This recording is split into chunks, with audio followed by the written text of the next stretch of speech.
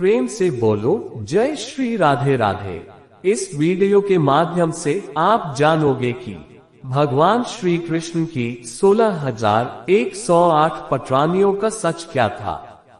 इसका संपूर्ण रहस्य जानने के लिए वीडियो को बिना स्किप किए अंत तक बहुत ही ध्यान से सुने।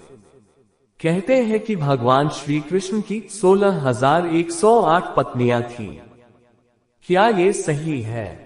इस संबंध में कई कथाएं प्रचलित हैं और लोगों में इसको लेकर जिज्ञासा भी है। आइए जानते हैं कि श्री कृष्ण की 16,108 पत्नियां होने के पीछे राज क्या है। महाभारत के अनुसार श्री कृष्ण ने रुक्मणी का हरण कर उनसे विवाह किया था। विदर्भ के राजा भीष्मक की पुत्री रुक्मणी भगवान श्री कृष्ण से प्रेम करती थी और उनसे विवाह करना चाहती थी।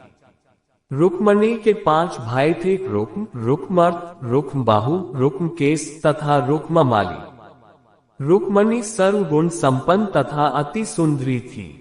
उसके माता पिता उसका विवाह श्री कृष्ण के साथ करना चाहते थे, किंतु रुक्म चाहता था कि उसकी बहन का विवाह चेदिराज शिशुपाल के साथ हो।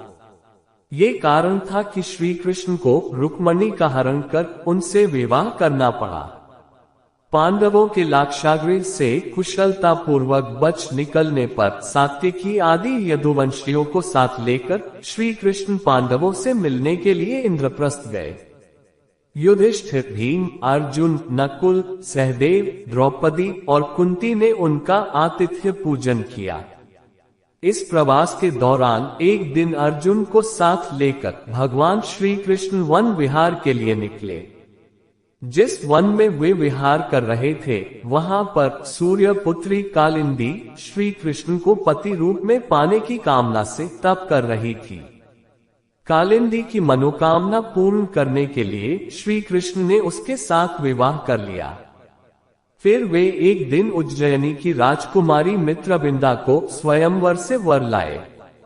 उसके बाद कौशल के राजा नग्नजित के 7 बैलों को एक साथ नापकर उनकी कन्या सत्या से पाणिग्रहण किया। तत्पश्चात उनका कैकेयी की राजकुमारी भद्रा से विवाह हुआ। भद्रदेश की राजकुमारी लक्ष्मणा भी कृष्ण को चाहती थी, लेकिन परिवार कृष्ण से विवाह के लिए राजी नहीं था। तब लक्ष्मणा को श्री कृष्ण अकेले ही हर कर ले आए। इस तरह श्री कृष्ण की 8 पत्नियां थी, रुक्मणी, जाम्बवंती, सत्यभामा, कालिंदी, मित्रविंदा, सत्या, भद्रा और लक्ष्मणा। क्या इसके अलावा श्री कृष्ण की 16,108 पत्नियां भी थीं? यह एक झूठ है कि श्री कृष्ण की 16,108 पत्नियां थीं। श्री कृष्ण अपनी 8 पत्नियों के साथ सुखपूर्वक द्वारिका में रह रहे थे। एक दिन स्वर्गलोक के राजा देवराज इंद्र ने आकर उनसे प्रार्थना की, हे कृष्ण, प्रागज्योतिषपुर के दैत्यराज भौमासुर के अत्याचार से देवतागण त्राही त्राही कर रहे हैं। क्रूर भौमासुर ने वरुण का छत्र, अदिति के कुंडल और देवताओं की मणि छीन ली है और वह त्रिलोक विजयी हो गया है। इंद्र ने कहा, भौमासुर ने पृथ्वी के कई राजाओं और आमजनों की अति सुंदरी कन्याओं का हरण कर उन्हें अपने यहाँ बंदीगृह में डाल रखा है। कृपया आप हमें बचाए प्रभु। इंद्र की प्रार्थना स्वीकार करके श्री कृष्ण अपनी प्रिय पत्नी सत्यभामा को साथ लेकर गरुड़ पर सवार होकर प्रागज्योतिषपुर पहुँचे।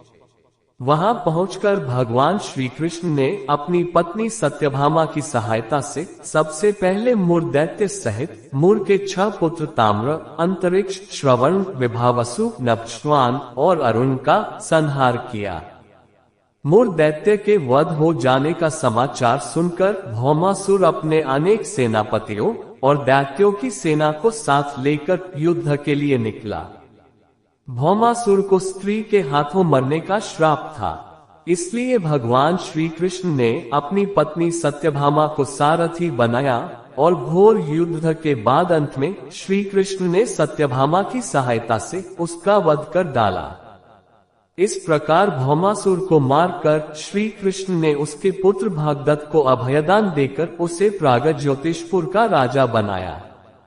भौमासुर के द्वारा हरण कर लाई गई 16,100 कन्याओं को श्री कृष्ण ने मुक्त कर दिया। ये सभी अपहृत नारियां थीं या फिर भय के कारण उपहार में दी गई थीं और किसी और माध्यम से उस कारागार में लाई गई थीं। वे सभी भौमासुर के द्वारा पीड़ित थीं, दुखी थीं, अपमानित, लांछित और कलंकित थीं। सामाजिक मान्यताओं के चलते भौमासुर द्वारा बंधक बनाकर रखी गई इन नारियों को कोई भी अपनाने को तैयार नहीं था। तब अंत में श्री कृष्ण ने सभी को आश्रय दिया। ऐसी स्थिति में उन सभी कन्याओं ने श्री कृष्ण को ही अपना सब कुछ मानते हुए उन्हें पति रूप में स्वीकार किया, लेकिन श्री कृष्ण उन्हें इस तरह नहीं मानते थे। उन सभी को श्री कृष्ण अपने साथ द्वारिकापुरी ले आए। वहां वे सभी कन्याएं स्वतंत्र पूर्वक अपनी इच्छानुसार सम्मान पूर्वक द्वारका में रहती थी, महल में नहीं। वे सभी वहां भजन, कीर्तन, ईश्वर भक्ति आदि करके सुखपूर्वक रहती थीं। द्वारका एक भव्य नगर था जहां सभी समाज और वर्ग के लोग रहते थे। भौमासुर, जिसे नरकासुर भी कहा जाता था, भागवत पुराण में बताया गया है कि भौमासुर भूमि माता का पुत्र था। विष्णु ने वराह अवतार धारण कर भूमि देवी को समुद्र से निकाला था। इसके बाद भूमि देवी ने एक पुत्र को जन्म दिया। पिता एक दैवी शक्ति और माता पुण्यात्मा होने पर भी भौमासुर क्रूर निकला। वह पशुओं से भी ज्यादा क्रूर और अधमी था। उसकी करतूतों के कारण ही उससे नरकासुर कहा जाने लगा। नरकासुर प्रागज्योतिषपुर का दैत्यराज था, जिसने इंद्र को हराकर इंद्र को उसकी नगरी से बाहर निकाल दिया था। नरकासुर के अत्याचार से देवतागण त्राही त्राही कर रहे थे। वह वरुण का छत्र, आदित्य के कुंडल और देवताओं की मणि छीनकर त्रिलोक विजयी हो गया था। वह पृथ्वी की हजारों सुंदर कन्याओं का अपहरण कर उनको बंदी बनाकर उनका शोषण करता था। नरकासुर अपने मित्र मूर और मूर दैत्य के 6 पुत्र ताम्र, अंतरिक्ष, श्रवण, विभावसु, नभस्वान और अरुण के साथ रहता था। भगवान श्री कृष्ण ने सभी का वध करने के बाद नरकासुर का वध किया और उसके एक पुत्र भागदत्त को अभयदान देकर उसका राजतिलक किया। श्री कृष्ण ने कार्तिक मास के कृष्ण पक्ष की चतुर्दशी को नरकासुर का वध किया था। इसी दिन की याद में दीपावली के ठीक एक दिन पूर्व नरक चतुर्दशी मनाई जाने लगी। मान्यता है कि नरकासुर की मृत्यु होने से उस दिन शुभ आत्माओं को मुक्ति मिली थी। नरक चौदस के दिन प्रातः काल में सूर्योदय से पूर्व उपटन लगाकर नीम, चिचड़ी जैसे कड़वे पत्ते डाले गए जल से स्नान का अत्यधिक महत्व है। इस दिन सूर्यास्त के पश्चात लोग अपने घरों के दरवाजों पर 14 दिए जलाकर दक्षिण दिशा में उनका मुख करके रखते हैं तथा पूजा पाठ करते हैं।